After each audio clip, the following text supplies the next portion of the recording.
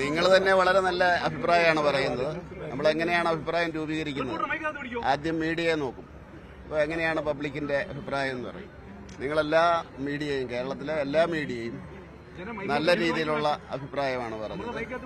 മറ്റ് രാഷ്ട്രീയ നേതൃത്വങ്ങൾ വളരെ മിതത്വത്തോടുകൂടിയും അതുപോലെ തന്നെ അനുകൂലിക്കുന്ന രീതിയിലുമാണ് പറഞ്ഞത്.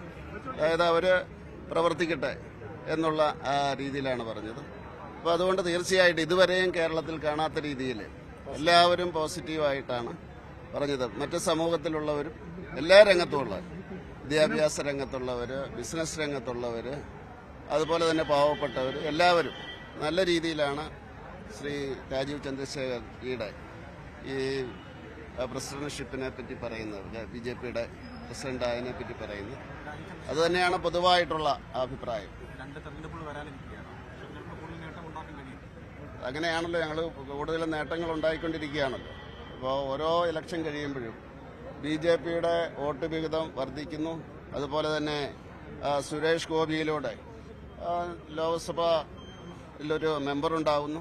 എല്ലാവരും, നിങ്ങളും എല്ലാവരും പറയുന്നത് BJP വളർന്നുകൊണ്ടിരിക്കുന്നു. 20 എന്നുള്ളത് 25% വോട്ട് ഷെയർ എല്ലാവർക്കും അറിയാവുന്നതാണ് എന്ത് സംഭവിക്കാൻ പോകുന്നു എന്നുള്ളത്.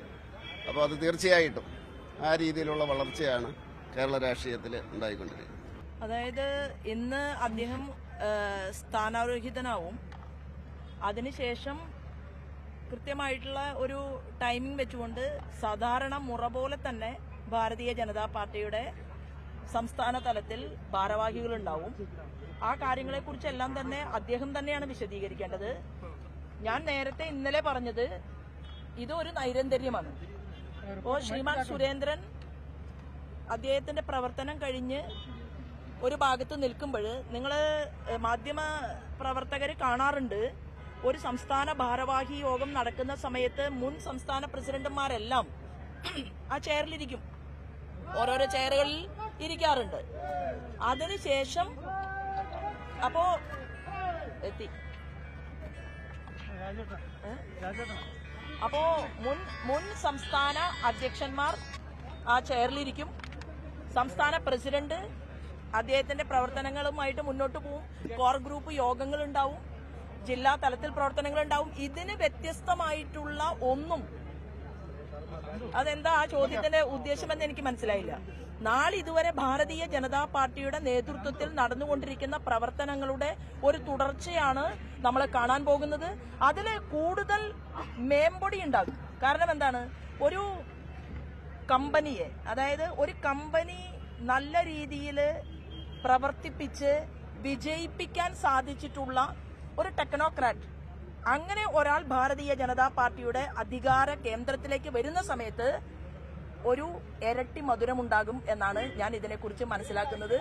ഞങ്ങളുടെ പ്രസ്ഥാനത്തിന് അദ്ദേഹത്തിന്റെ ആ പവർ, അദ്ദേഹത്തിന്റെ പ്രവർത്തനത്തിന്റെ മികവ്, അത് ഉൾച്ചേർന്നുകൊണ്ട് പ്രസ്ഥാനം അതിശക്തമായിട്ട് മുന്നോട്ട് പോകും. എന്തായാലും നിങ്ങൾക്കും സന്തോഷിക്കാനുള്ള വകയുണ്ടാകും, ഞങ്ങൾക്കും സന്തോഷിക്കാനുള്ള വകയുണ്ടാകും. ഭാരതീയ ജനതാ പാർട്ടി നേതൃത്വം നൽകുന്ന NDAയുടെ മുഖ്യമന്ത്രിയെ അനധിവിദൂരമല്ലാത്ത ഭാവിയിൽ കേരളത്തിൽ ഉണ്ടാകുമെന്ന് ഞാൻ കഴിഞ്ഞ ദിവസങ്ങളിലും പറഞ്ഞിരുന്നു. അത് പ്രസിഡന്റ് ആര് എന്ന് നോക്കിയിട്ടല്ല, ഇത് ഒറ്റക്കെട്ടായിട്ടുള്ള പ്രവർത്തനമാണ്. എല്ലാവരും ഒരുമിച്ച് മുന്നോട്ട്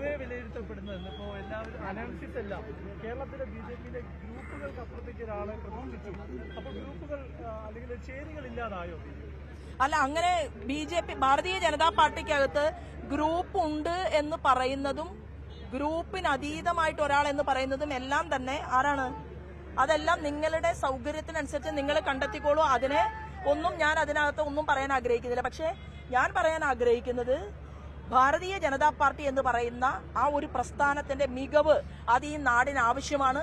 കാരണം ഈ ഗവൺമെന്റിന്റെ അന്യായത്തിനെതിരെ പ്രതികരിക്കാൻ, പ്രതിപക്ഷത്തിന്റെ റോൾ കൃത്യമായി നിർവഹിക്കാത്ത കോൺഗ്രസിന്, UDFനെതിരായിട്ടും പ്രതികരിക്കാൻ, പോരാട്ടം നടത്താൻ, സമരങ്ങൾ നടത്താൻ അതിന് പാർട്ടി ഓരോ കാലഘട്ടത്തിലും സജ്ജമായിട്ടുണ്ട്. അത് ഇനിയും തീവ്രമായിട്ട് മുന്നോട്ട് പോകും. കാരണം കേരളം ആ സാഹചര്യത്തിലാണ് ഇന്ന് എത്തി നിൽക്കുന്നത്. 2025 3 മാസം തികയുന്നതിന് മുമ്പ് 4000 ലഹരി കേസുകളാണ് കേരളത്തിൽ ഉണ്ടായിട്ടുള്ളതെങ്കിൽ നമുക്ക് കേരളത്തെ രക്ഷിച്ചേ പറ്റൂ എന്നുള്ളതാണ്. അതിനുവേണ്ടി നമ്മളെല്ലാവരും മുന്നോട്ട് പോകും.